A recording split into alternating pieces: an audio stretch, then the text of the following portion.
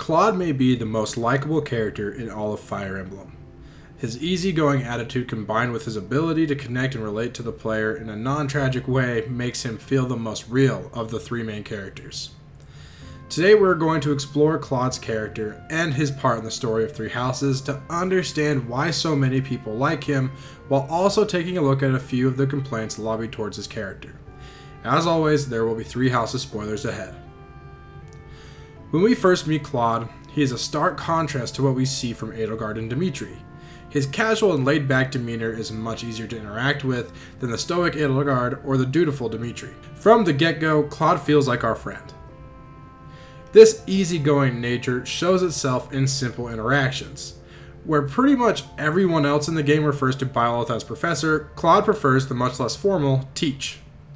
It comes across as a nickname that a real friend would have for another. Now, let's take a look at a comment from Javier Quinteros Urzua, who hit on this point as well. Claude doesn't need the Professor. That's why I felt like Claude did not depend on me, rather he was happy to just be my friend. No matter the route, he always turns out to be a fine leader and aims to avoid as many casualties as possible. While he constantly mentions that he aims to use Byleth's power and scheme and plot against his enemies, in reality he's just using that as a cover for being Byleth's friend and partner, and his schemes are just ways to avoid getting his friends killed.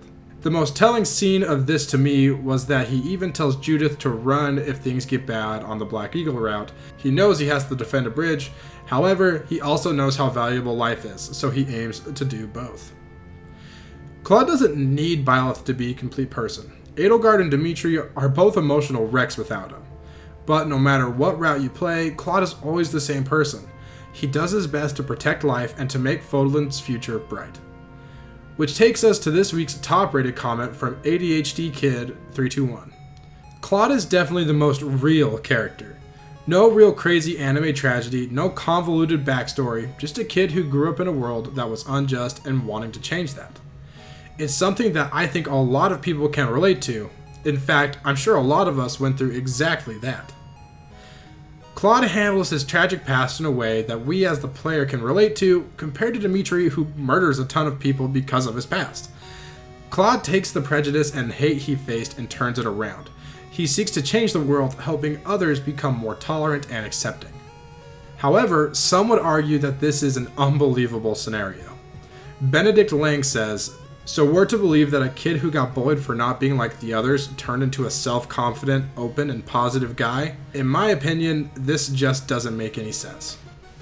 Now, I can see where this would come from, but everyone handles trauma in a different manner. Some of us become cynical or closed off, but in the case of Claude, he is driven to change the world so others will not go through what he did. Next, from Jonathan Guatemaler, "I don't really know what I think of Claude as a character. He is hilarious, but I feel of all of the playable characters that he changes the least over the story. He is always the trickster that doesn't care much for nobility and dislikes injustice. He is like that for the whole story and doesn't really change, versus say Edelgard and Dimitri that are constantly changing over the course of the story. They are affected significantly more by things that happen and generally have more depth. Not to say I don't love Claude, how he is, I just feel he's a bit stagnant by comparison.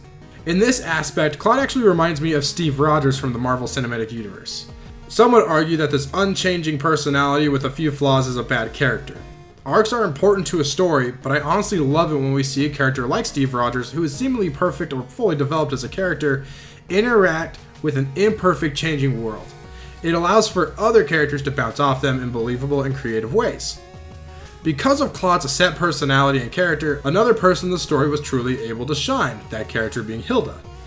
At first she really bothered me, but seeing her interact and grow from interactions with Claude was enjoyable. Now let's move on to Greenstorm. Claude was like Len. Everyone is so thirsty for them they failed to see that they could remove them from the plot and would probably work better. Now, removing Claude would make the story feel a little tighter in places. The battle at Gronder Field, for instance, in Blue Lions, like, why the heck is Claude there and why are we fighting him? However, I do feel that he would be missed in other aspects. To finish off today, let's take a look at a comment that summarizes my thoughts on Claude better than I could write myself.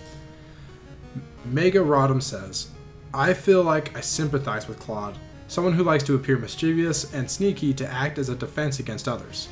He wants to make the world a better place, and also knows he can't force people to change their beliefs.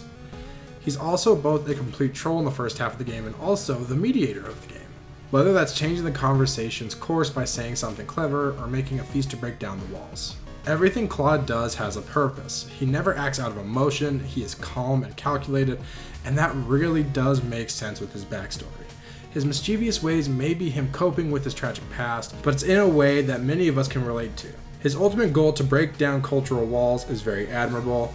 He just wants people to be happy and accepted when it comes right down to it.